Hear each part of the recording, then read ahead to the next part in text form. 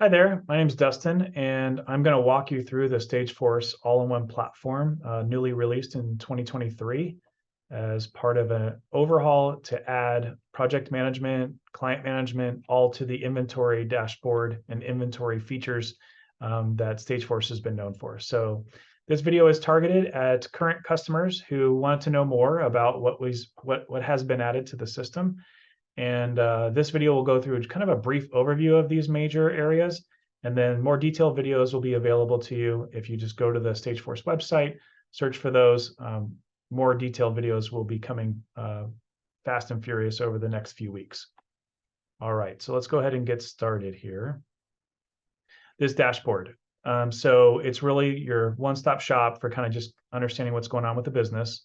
You've got upcoming projects, both stages and D stages, both tentative ones and ones that are locked in, projects in progress based upon the workflow, inventory utilization, some form of how much inventory is out versus how much inventory is available.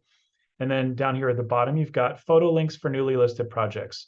So we've got a little formula here that basically says if a job's been staged and you have a public URL for that job, go ahead and show the photos links here so that people can celebrate all of the recent victories you've had in staging homes. Okay, it is worth noting that there's external links here on the left that can be added by your admin so that you can have other external systems also connected or bookmarked through this system.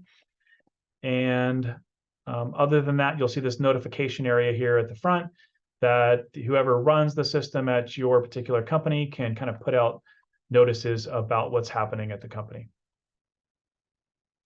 All right, with that, let's move over to projects, which is where you're going to spend the majority of your time.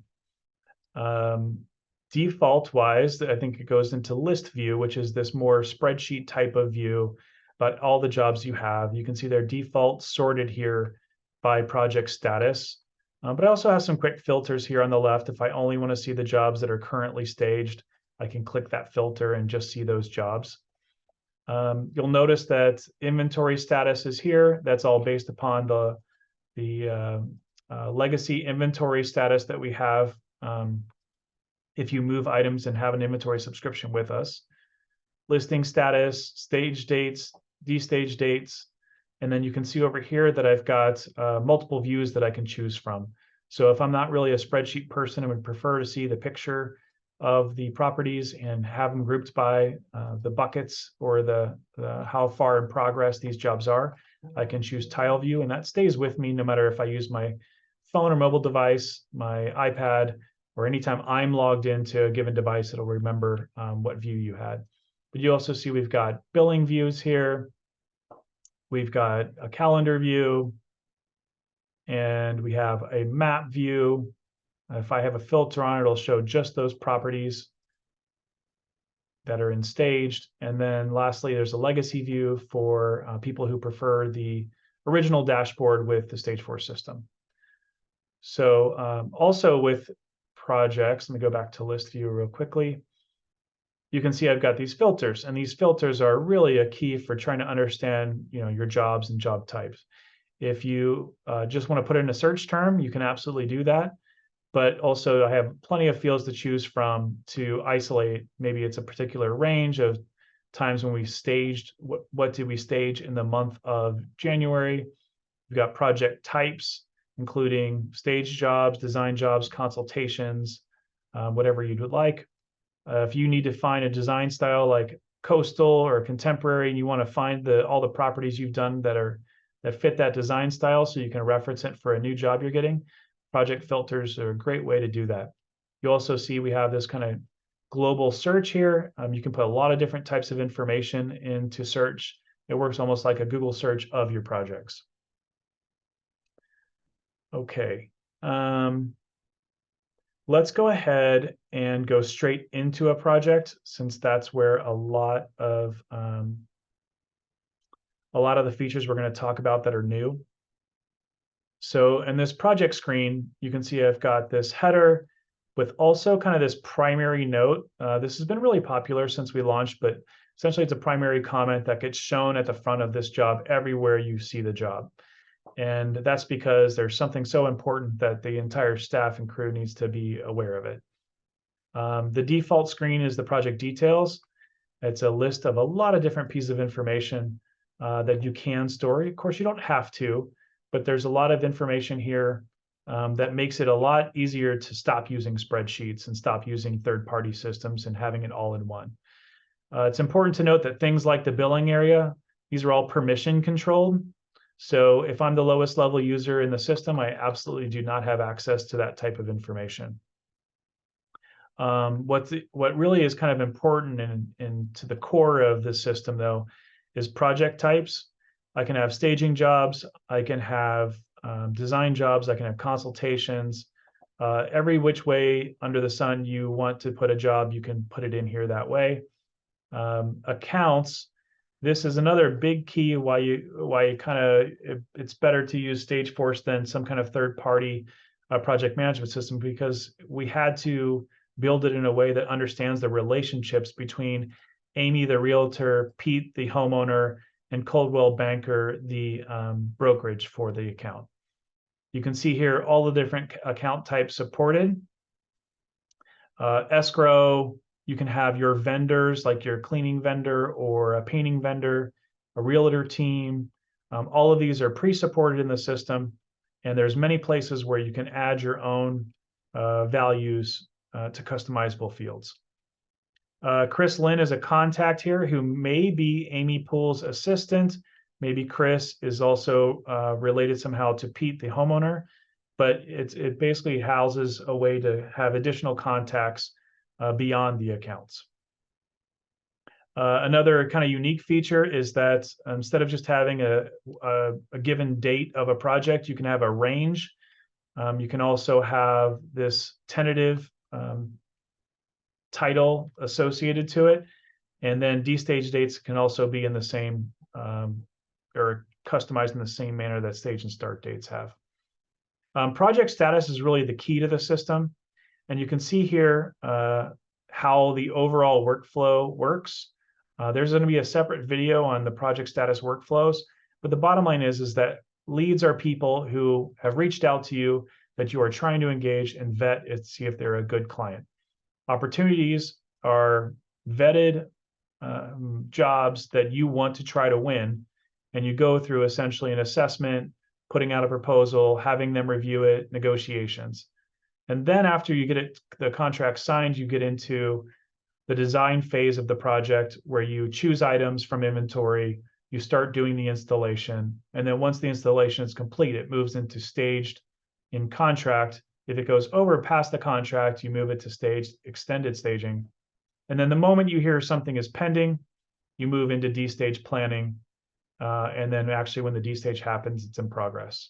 So this project status workflow is critical, going back to how to just view all projects. And some parts of these fields are customizable and other ones are kind of locked in just based upon functionality and how it's tied in. But let's go back to Bello Azul and look at these other major fields, which would be, billing status, listing status, services provided. You've got property information. You've got internal operations. If you want to connect your own drive to this by putting a custom link or for a folder or something that you have on the drive, you can absolutely do it here.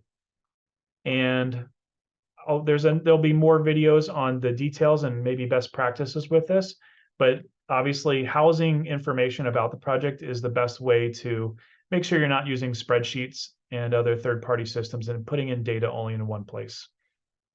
Now let's go through the other areas of the project. So I've got project chat.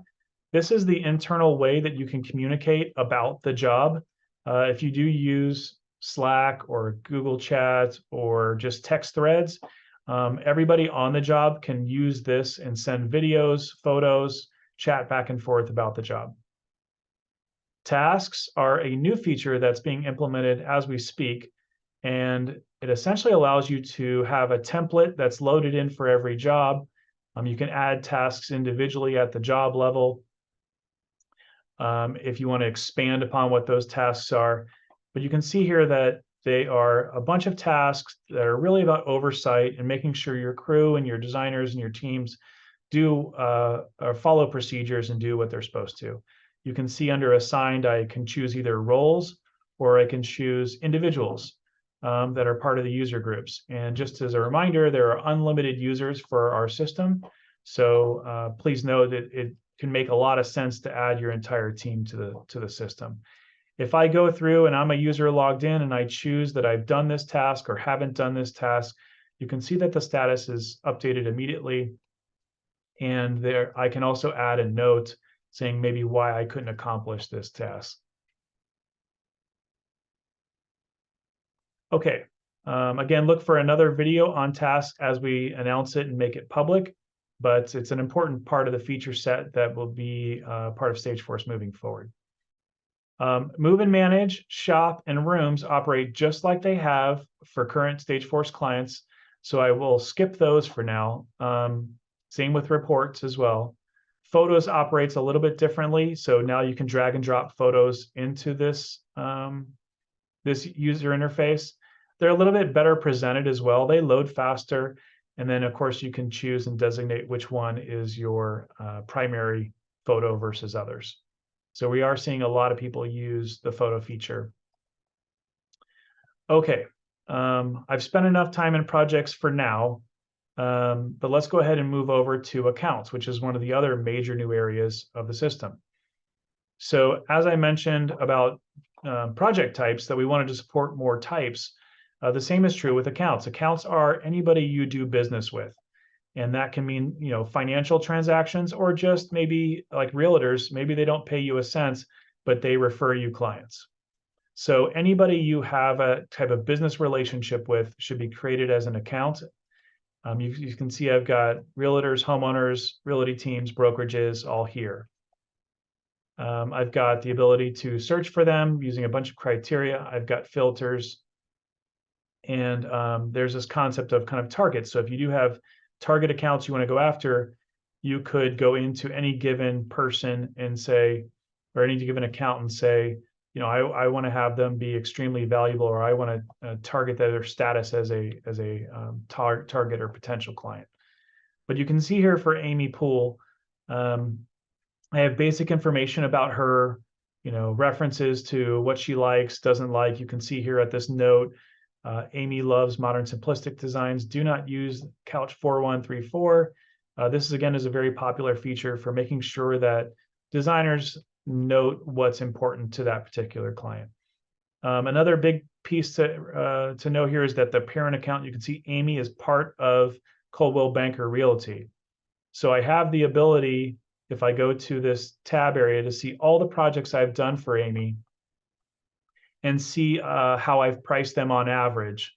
But I also have the ability to go into Coldwell Banker, let's say her local office, and see all the projects that I've done for all of the agents as part of her office. So that'll give you give you information about whether you're growing that particular type of account or within that office or not. The other thing that's interesting to note here is contacts. So for Amy, Amy has an assistant, Lisa. And this is how you can connect contacts with accounts. Many contacts can be associated to a given account. And so speaking of which, let's go ahead and just move over to contacts, which is in this hamburger menu, as we like to call it, over here on the right. And oops, I just went into tasks. Let's go to contacts. And you can see here that this is all of the contacts I have in the system. It's absolutely possible that you could put in thousands of contacts and then convert them to actual business as you, you know, interact with them and make sense. But Andrew, let's say maybe I've never done business with him, but I finally get a phone call or I finally get him on the phone and I get a lead from him. I can quickly create an account from Andrew and then manage him more so as a new account. But contacts are pretty much exactly like you have in your phone. You know, the same type of information. It's just that they're all consolidated in a single place. so that the entire team can reference or at least get a hold of whoever's supposed to. And again, it goes back to permissions. If I don't have the correct permissions, I won't see the accounts. I won't see the contacts. The lowest level permissions can't even edit a project. So that's all built in, and we have references in our guides about who has access to what, and you can manage that pretty easily. Okay, so we've gone through projects, we've gone through accounts, we've gone through contacts. Let's go through the activity filters. So there's a lot of activity that can happen in the system. And you can see here on the filters that I can show you every type of thing that's recorded. But if you ever need to go back to a job and say, okay, who changed this? Who changed that? When was the project created? When was a team member added or removed?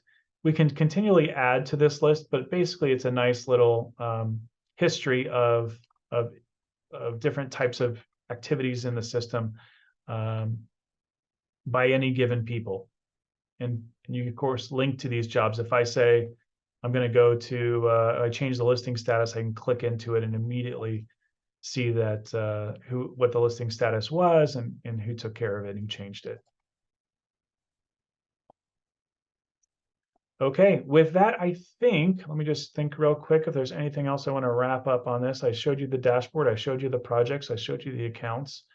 Okay, let's go ahead and end the video here and then look out for additional videos that get into more details about all of these items I showed today.